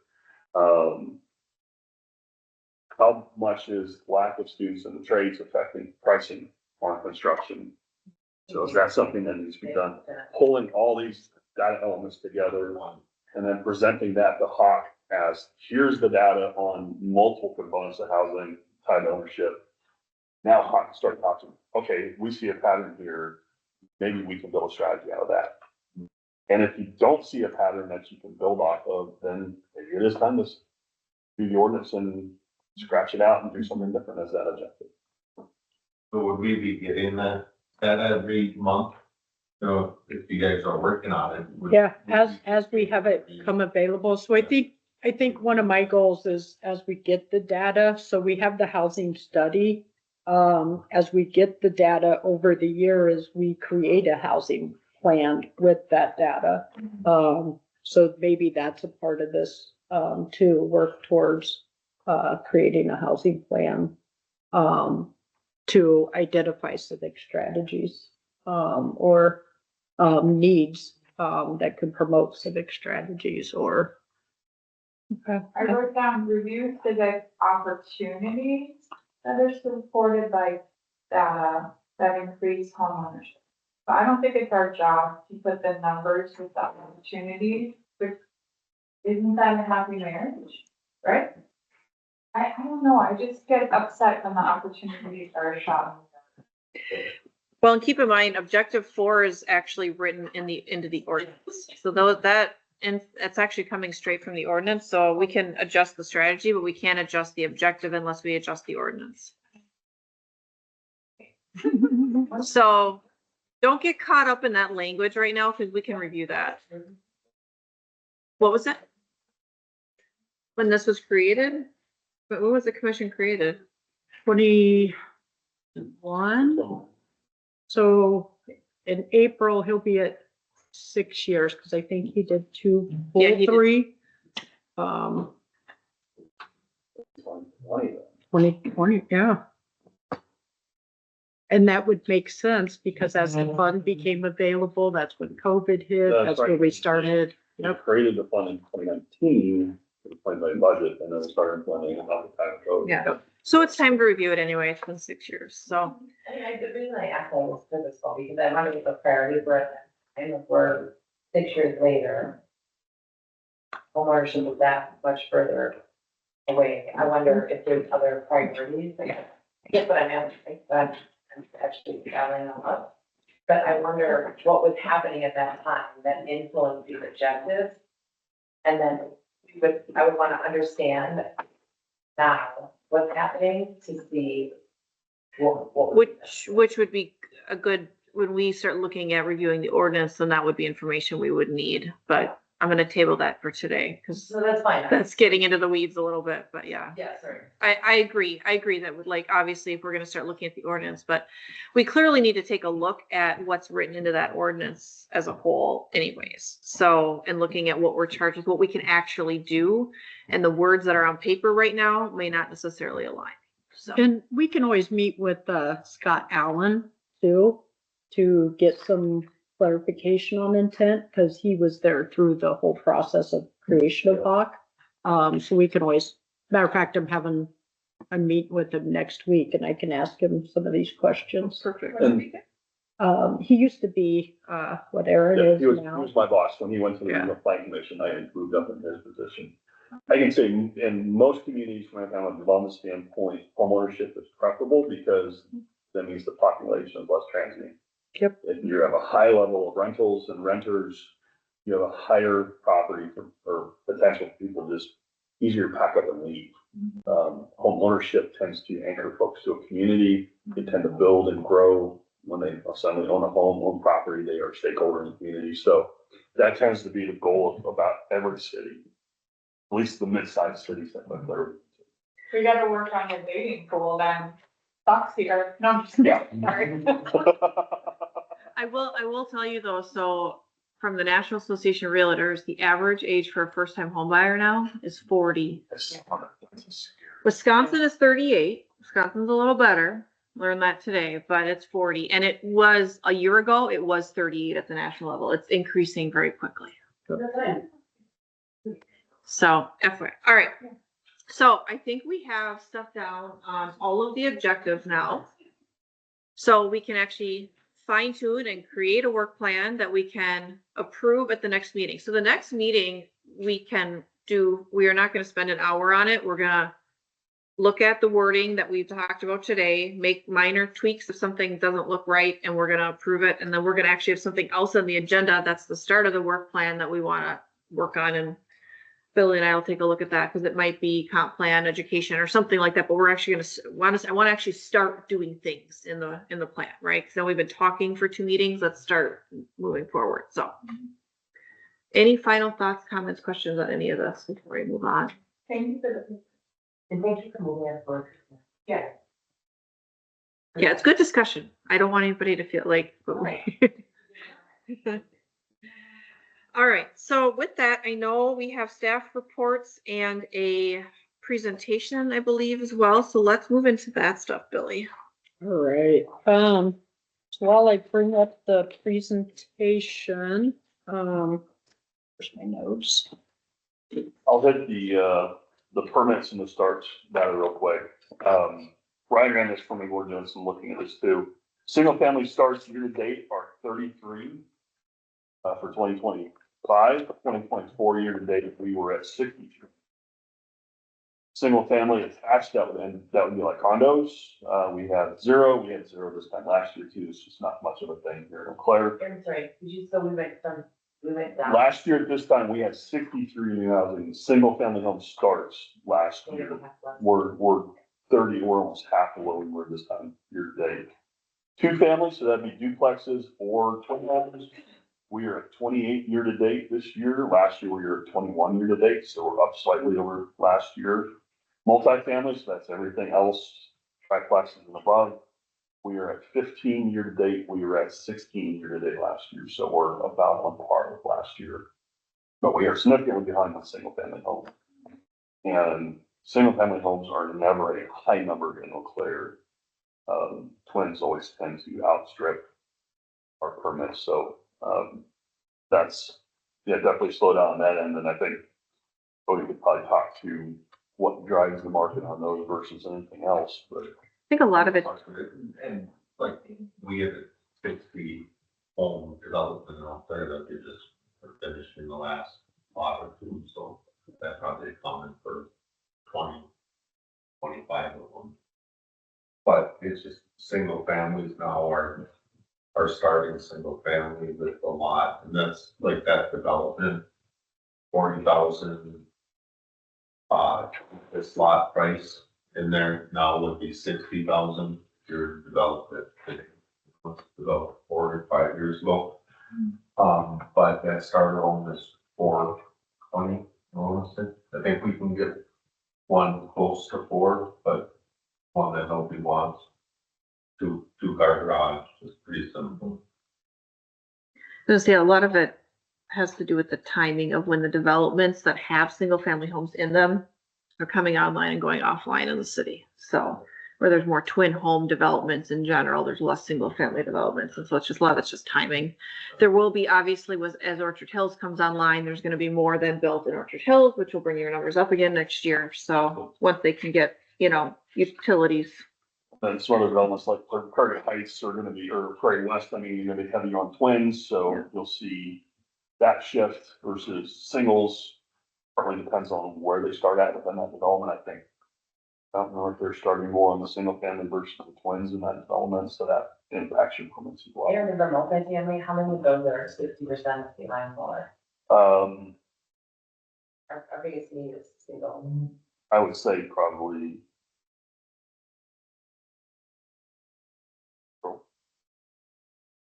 I mean, I think. The only one I know that's looking to do it, Mark Health, he did 2 of them on Sessions. They are 2 12 units. They are 10 studios and 2 1-bedrooms within that. And his rents are 50% CMI level rents. Those 2 went last year, so I don't know if they're in this year's data on the permits. I think those permits are actually done in 2024. He's working on approval for 4 more on Dana Street, Dana in London. They are all looking to Dana. I think his rents on that are gonna be a little higher than his initial project was. But I think they are under 60% CMI. He's the only one I'm aware of that's doing multifamily that is hitting anything near that. Who is it? Mark Held. The reason I ask is because that's like the biggest demographic that we use housing for, and I don't think it's getting built, so. Well, I was just gonna say, this is TMI, so I'm gonna tell you about my life, but, when I got divorced 5 years ago, I was like, there's no divorced housing in the town, and so I live. Single people I housing. live in a unicorn. I live in a 2-bedroom, it just has 1 garage that they put on after it was built. And that's so desirable, you know what I mean? Like, my kids hate that they share a room, but like, I live in New York City, that's very normal. But And I bought it was so affordable when I bought it, and I bought it because my friend's mom sold it to me, not because it was on the market, that would never happen. It was like, people were gonna fight for it, but like, that house doesn't make sense. See, twin homes are divorced homes. Oh. Divorced homes. But are they like $150,000? No, No. no. Out of 199. 250 or 3. I was just gonna say 300 for a lot of them. The most basically, we look at multifamily with the big projects that we've come through. Pre-COVID, we were seeing cost per unit 170 to 180,000 per unit on the big multifamily projects. I've not seen anything come in post-COVID under 250,000. And most of them are, we're seeing them creep closer to 300,000 unit, and we're talking the 100 unit, 150, 200 unit type of facilities. That's where I get upset about like existential crisis. It's kind of like when Obamacare started, but my husband and I at the time were like independent contractors, and so we paid $2,000 a month for health insurance because I had a baby and not to do that. And I'm like, can people do this? Can it make sure that they can't? It's like, you can't do that. And so, okay, so like, it doesn't make sense as an investor to build a 2-bedroom, 1 garage house on a lot and I'm like so happy that I don't have any land. You know what I mean? So that's making sense, but everybody needs that. And then there isn't even anything to discuss then. You know what I mean? Well, Like, I think that's the point that I was trying to make. So Aaron, in your data, what we know we need are houses that are under 60% of CM, or you somewhere for people to live 60% and under. Those we're not building that at any kind of rate that we need them. So like, what could we do as a HOT to help support that so that it happens? Because otherwise we're just gonna spin our wheels. Educate builders, developers on how to do that. The Correct. Actually, we should, I think that guy that's building, the Objective, whoever you want his name, I already forgot, it, sorry. Or, Yeah, We should have rocket him. construction. yeah, we should have him come and, I mean, assuming that Big Big Apple can't hold the house over ways done with it. I don't know, but, Some we of should it, have him. some of it, I'm not sure how much some of these developers would educate their competition, because they're turning them and filling them quickly. They teach everybody else how to do it the way I did it. I'm not actually worried about it putting too much photo on it. I mean, My market, That'd be a lovely part. I mean, that's fine. all right, well, that ties into our work plan objectives, but we are gonna move on to the presentation. All right. And this will be Megan, be nice to everybody. So my data was, evictions that happened in the time frame of January 2023 to, more recent December 4th, 2025. I looked at, Eau Claire County as a whole, and 87% were here. The rest weren't in like other towns around here, but because after they get evicted, they like to come into Eau Claire. Good Um, chance. I just included everyone. So there's 583 cases. Is that pretty normal for a year or? We'll double check. We haven't seen a huge increase. It ebbs and flows. And we can get a chart on that for you guys too. And did you pull out commercial evictions as well? No, those are too hard to pull I know. out. I know in like the first 2 years, there was one. And you know of that one. Yep, So- it was ours. So it's not something that's hugely impactful Okay, to. I just wanted to to make the sure, data. so, okay, good Yeah. to know.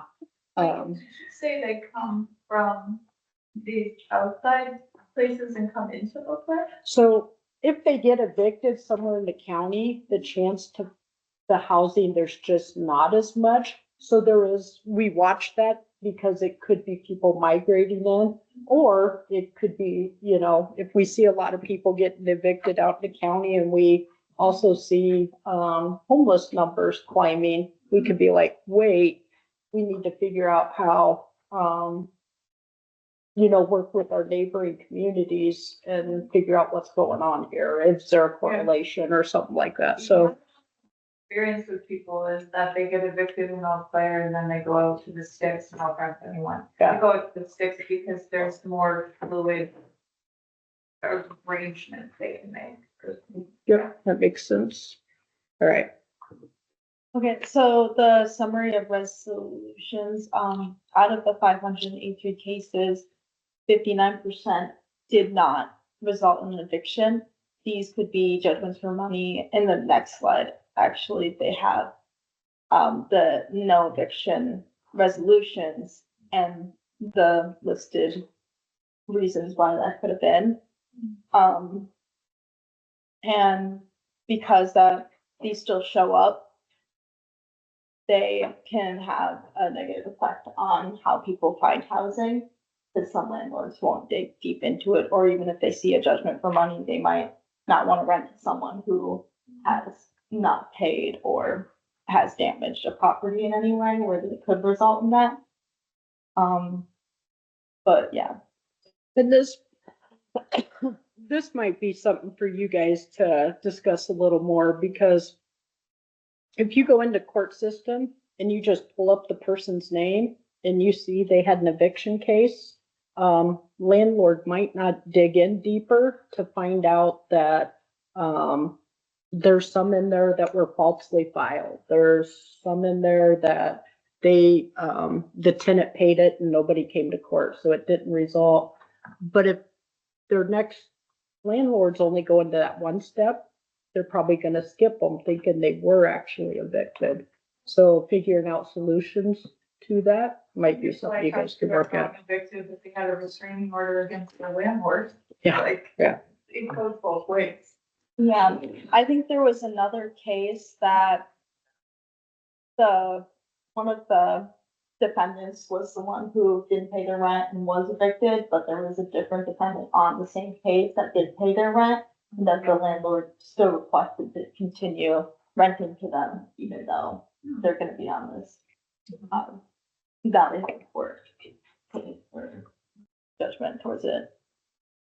Yeah, Andy just said that a lot of people can have this issue and numbers seems the problem. Mhm. And I felt like, Yeah.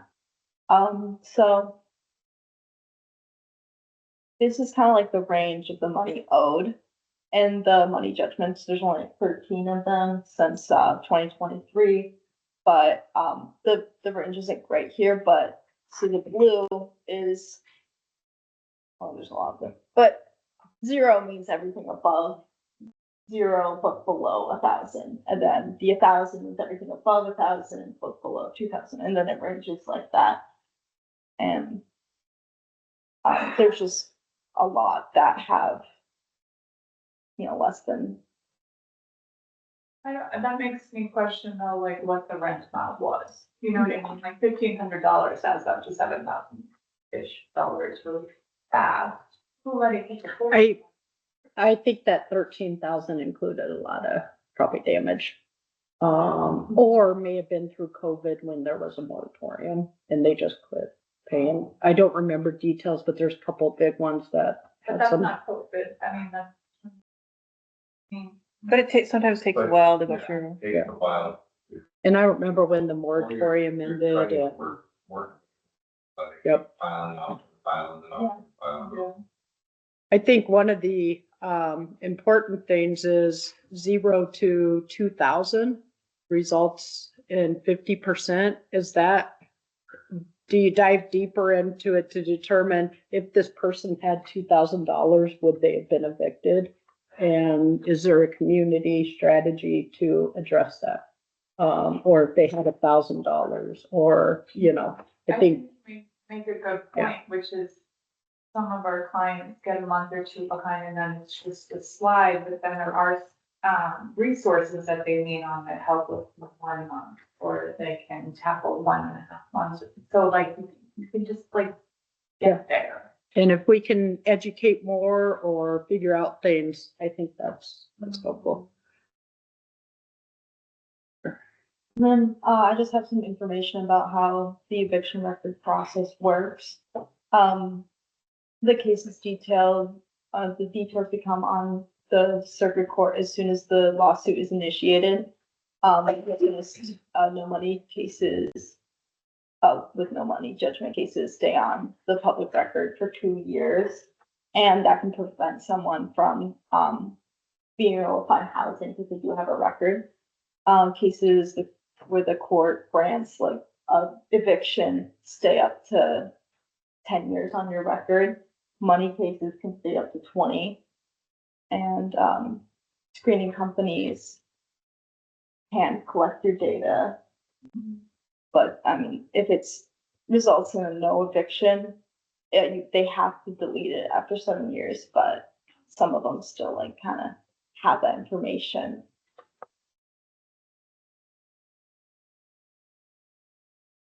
You wise. Your eviction stays there forever, like. Great job. Yeah. Thank you again. Thank you.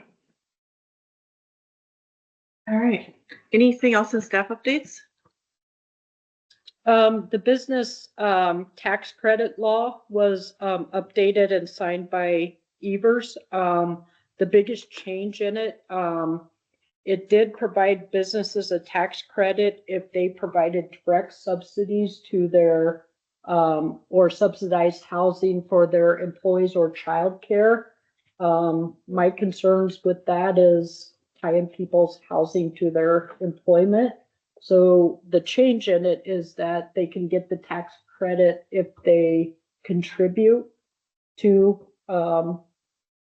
like community housing funds and programs or childcare programs. So instead of it being more directly tied to their employment, it's more, we get 3 companies to donate $1 million, then that can, go towards one thing or, so I could send it out to you guys if you want to read the legal language, but it feels like it was a pretty good update from what I've read on it, Yeah, so. if you want to forward that, that'd be Yep. interesting. When I worked on the childcare funding during the pandemic, it was positive that employers were making a contribution towards the childcare costs of their employees. But one of the pushbacks that I thought was smart is not making childcare tied to employment, which is from a larger business. You have to be employed by a bigger person to have health benefits and childcare, and that's not counted. I will add, there was another bill signed this morning that I was referencing that was even different than that one. Sorry, I didn't So know. that's okay. And I didn't know, the Lieutenant Governor staffer told us, because we had sent him the bills we were looking at. It's the new subdivision plat approval reform. I don't know if you've seen that one. It's a streamlined and more transparent subdivision process. Its legislation provides targeted updates to the subdivision laws to improve clarity, consistency, and fairness for all parties. I can give you the number for it, Aaron. It's AB 452, SB 479. But it's a streamlined process on getting the subdivisions to not have so much back and forth. It limits how much can be required before it actually gets to plat and stuff. So it's subdividers often face unclear or duplicative requirements. Local governments may require improvements or final plans too early, increasing costs and uncertainty, and approval timelines can stall projects and slowing the creation of new housing. And so this addresses those issues with that one. So it makes it so that they can't require too much too early. What was that? In what way? It says so plan pre-submission review allows a voluntary, non-binding conceptual review before plats are formally submitted, promoting early collaboration. Infrastructure flexibility, subdividers may submit preliminary infrastructure plans with a preliminary plat. Local governments can grant conditional approvals upon pending final plans. Public improvement requirements clarifies that approval may be conditioned on installing necessary improvements and providing financial security, but prohibits requiring installation before plat submission or recording, which I guess has been a big issue in the state. Timely recording, clerks must certify final plats within 10 days of a request. So they're trying to speed up that process a little bit. And modernize purpose statements, update statutory objectives to reflect today's priorities. So that one's more language stuff. So there's a few, I don't think it's going to Is the state gonna speed up their process? I hope The so. last I last time I got recorded, the state was 3 months behind, know. and we had to keep delaying everything because of that. Well, So if hopefully they maybe make this will it help that. quicker at our level, Yeah. that'll put them I hope further that behind. Gives them more time. I hope they clarify some inconsistencies too, because we ran into this with the first 4 foundations, they really put in foundations for the Orchard Hills project. They said, hey, we're requesting you have to do it. It's like, okay, the subdivision statute says, yes, if you request, we have to approve early putting these foundations. But there's a DNR statute and another building code statute says we absolutely cannot approve them until you have all of your permits done. Yeah. So it's like, which state statute do we ignore? Blatantly disregard, because there's 3 statutes that all 3 say 3 different things. I don't know enough about that, but this is the stuff you can look at. Yep, So we'll definitely take a look at that. We've been scratching our heads on a bunch of this stuff on the subdivision stuff, and it's all at the state level. It's extremely confusing and not very consistent Yeah. across divisions. well, now they have more changes in the subdivision stuff. That's supposed to make I it love simpler. We'll see. If it creates a 4th inconsistency, I might throw something out a door. What is platinum? What does plat mean? So that's like the map where you look at it and it's like where you actually draw your lot lines. And it's When when you're you're laying recorded. Yeah. and laying multiple lots out within the division, identifying the individual parcels. Yeah. So like when you look at a picture of what a subdivision looks like with all the little parcels, well, that's plat. All right. Sorry, that was I That's just good. learned that We'll one check- today. We'll check those out, definitely. I already mentioned the new member, should be starting in January. We still have one seat to fill. We had somebody recently resign. We'll have 2 seats coming up in April. Is it a mystery? Like, is there a reason we can't know who resigned? Well, no, it's not a mystery. It's, the other, Aaron. Hampton. Aaron Hampton. Like they both have the same initial. Yeah, it was Hanson is staying, Aaron Hampton resigned. Yeah. Um, We haven't seen her in a long time, she's still on, right? yeah, let me, check in with her. She hasn't been in here in a while either. Carrie? What was that? Carrie? Carrie is just, She's in there traveling today. today. I like Autumn. Was here 2 meetings. Yeah, she ago, was here a maybe. couple meetings ago, I I'll think. check in with her. Our typical is, if there's a few meetings missed, we reach out to say, hey, is there something going on? And if you guys update the ordinance, well, that'd probably be more a bylaw. Yeah.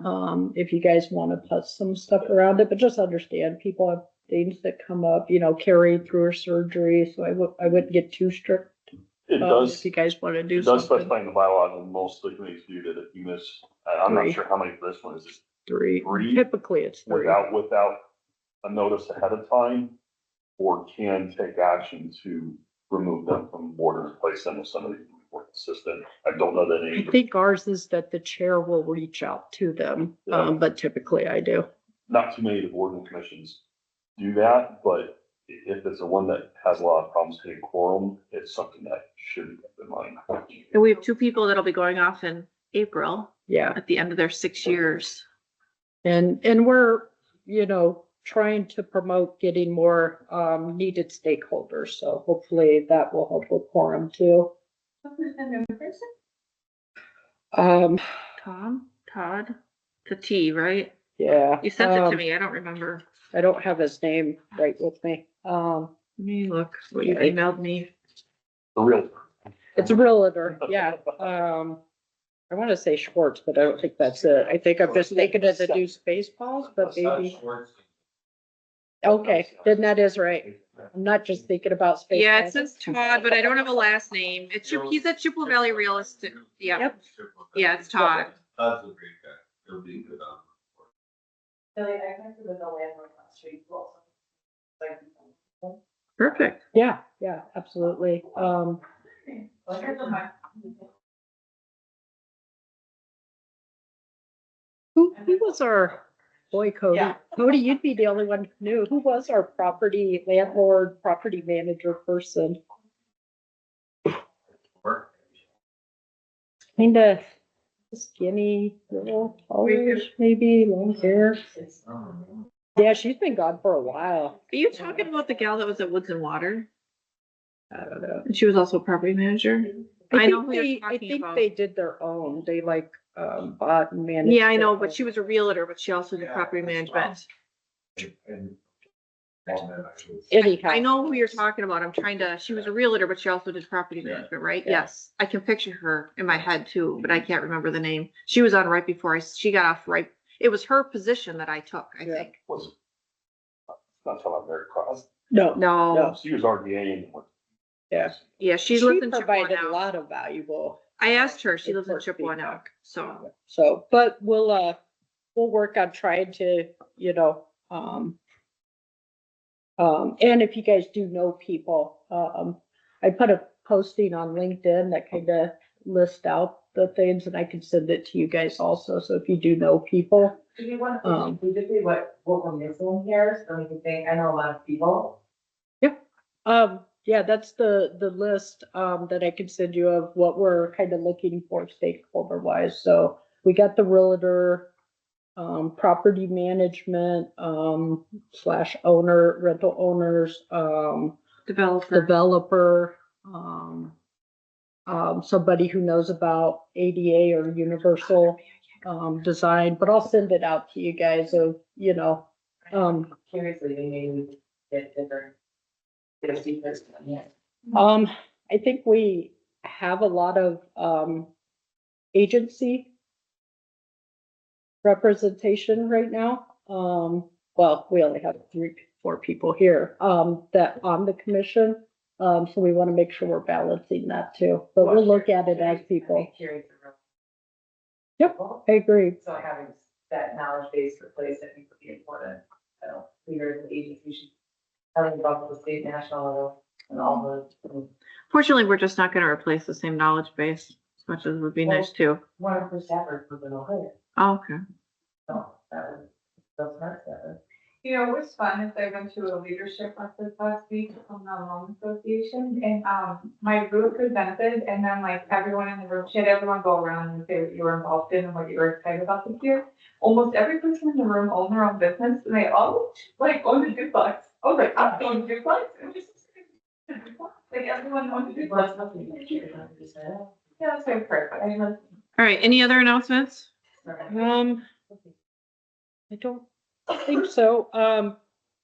For future, agenda, I have vote on work plan for January. Some things you guys have been, that in meetings I've listened to and things I've heard, do we want to start working on some definitions in January? And maybe look at some polls that we can send out to realtors, developers, and the overall community? Or other thoughts? I just thought it, What? I'm sorry. we're just talking for nothing. No, I don't understand. For January, being we don't, if there's stuff on the work plan, you guys will start working on, even though it's not approved, but I was thinking maybe start working on definitions and maybe some polls to send out to like realtors, developers in the community. And I think, Which one of the objectives of the polls? What do you think? I think data, where we've talked about collecting data.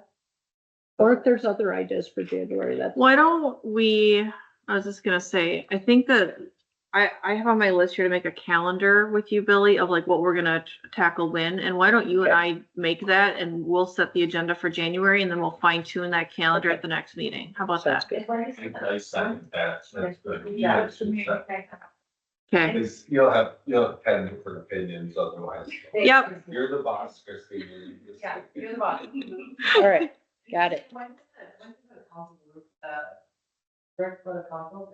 the work plan, so it would be at the, I don't have the council calendar in front of me, so our meeting is, the second Wednesday.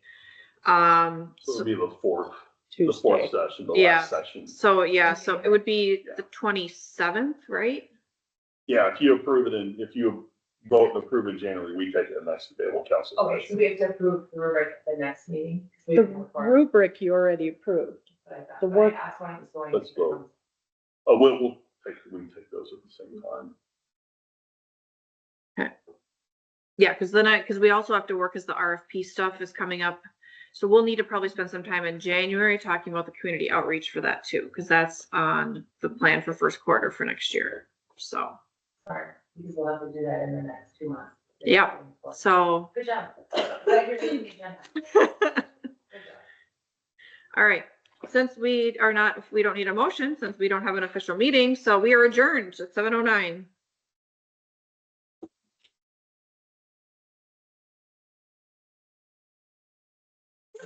That's how meetings are non-meetings. Well, this one, most of the time, like, we don't, a lot of times we will just not address some of the stuff, but we actually were accomplishing things. We just can't approve it. We just can't approve anything. And there's no minutes, so. But we clearly did work, so that's fine. Yeah. It's cold in there. It is cold in here. My feet have been freezing all day. Billy, did you were taking notes as well as I was on all this stuff? Did you want to, work on wordsmithing any of this stuff, or did you want me to work on that and then I mean, it can start either direction and then go across, but Lived there 2 years. hang on, let me turn this. That 2 snowfalls, so we had all the 2 years. Gotcha. You know, Yeah.